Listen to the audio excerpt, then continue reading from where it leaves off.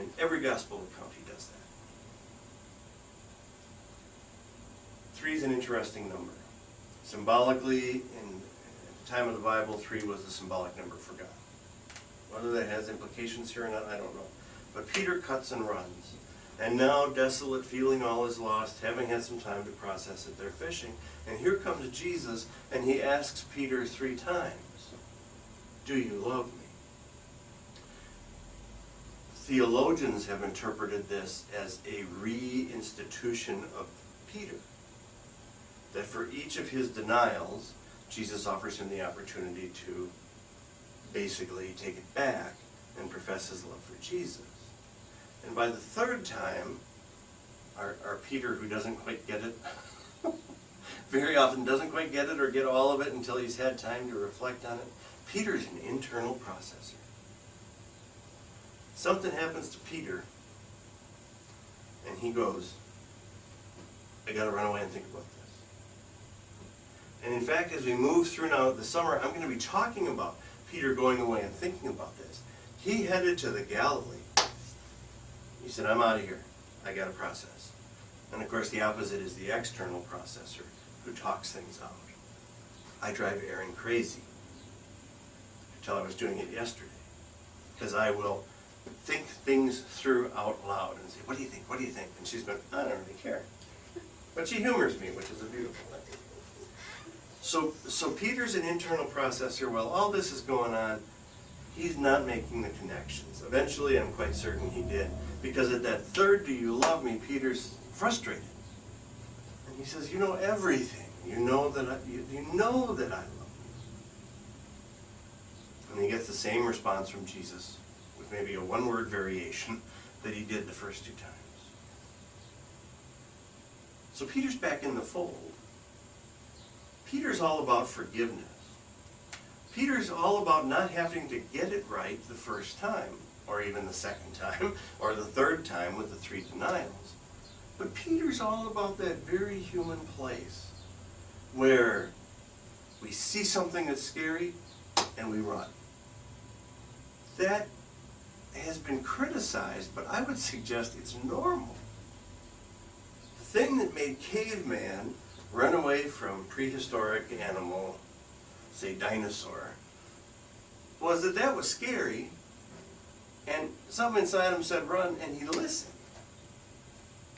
Now, I'm not advocating for denying what we believe in just because, but what I am saying is it's not a problem if we do.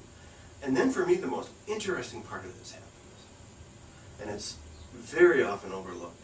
Peter basically says to Jesus, "You're going to go the same way I did." The history and the tradition has it that Peter was crucified on an X-shaped cross.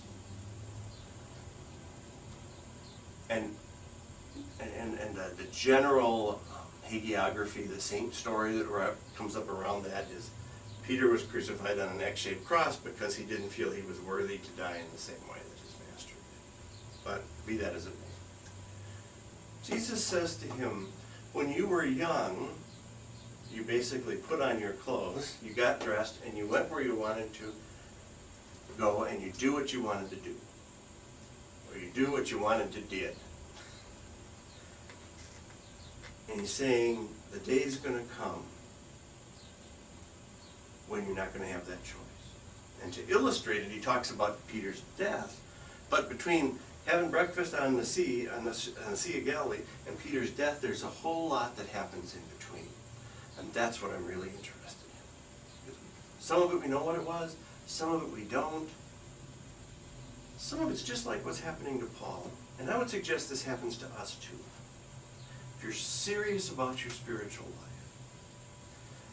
if you really radically open yourself to the spiritual life, you will not be tomorrow what you are today, nor will you be what you were yesterday. And sometimes the transformation from today to tomorrow is pretty scary. Or it's really something we don't want to do. I know when people are legitimately called to ordination. And one of the reasons I know is these aren't all the reasons, is that they have this period where they go, oh man, I don't want to do that. What scrutiny am I going to be under? How will I have to change? How will I have to act? And that's but one example. What if I'm being serious about my spiritual life, and I'm an engineer that designs nuclear weapons, or the vehicles for their delivery? If I'm serious about the spiritual life, I have to find a new job. Because you cannot at one moment be loving God and loving your neighbor, while the next moment, or even at the same moment, contributing to the ability to wipe God's entire creation, on this planet anyway, out with a push of a button, and to kill the vast majority of the population of this world with the same push. You have to find another job. Now, if you're designing nuclear weapons or the delivery systems for them, you probably make a pretty good piece of change. It's irrelevant. If you're working for a company or being a spokesperson for a company that engages in illegal child labor practices in the developing world to make their tennis shoes cheaper, you have to stop.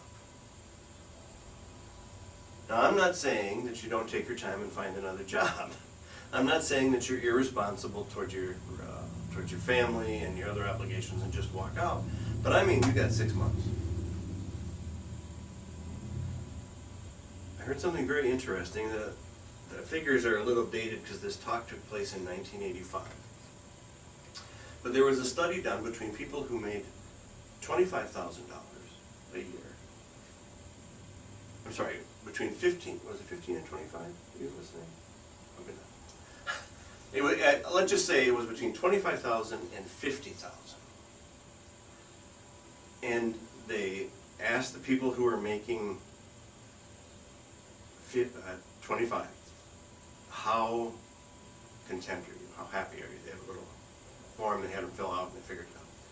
And they did the same thing for the $50,000 people. And then they watched.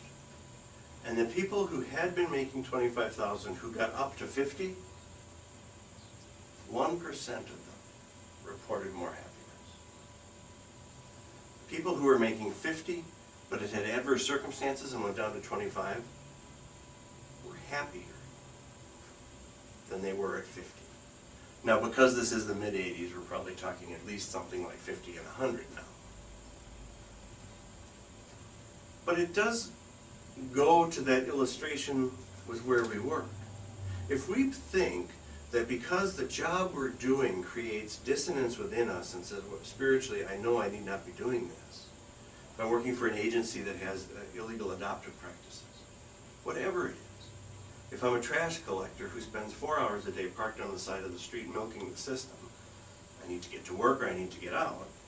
And we say we do this to protect our job, to protect how much money we make, and yet the study and the research has shown that isn't what makes us happy. Jesus is saying to Peter, you're going to have to go from being the classic waffler to being a leader, which means you're going to have to step way out of your comfort level. But that's what you're called to. That's what your spiritual path is. And rather than worry about how Peter died, the bigger question for us is how he lived in the interval, and then turning that on ourselves and saying, what are we doing to live the life we want to be leading? And that we know God is calling us to lead. Where are parts of us in that nuclear weapon production plant? And we need to change that. Where are the parts of us that are overcommitted? And so we're working ourselves to death to get that 100 when the 50 would be just fine. Where is the belt that God has put around us, leading us to be?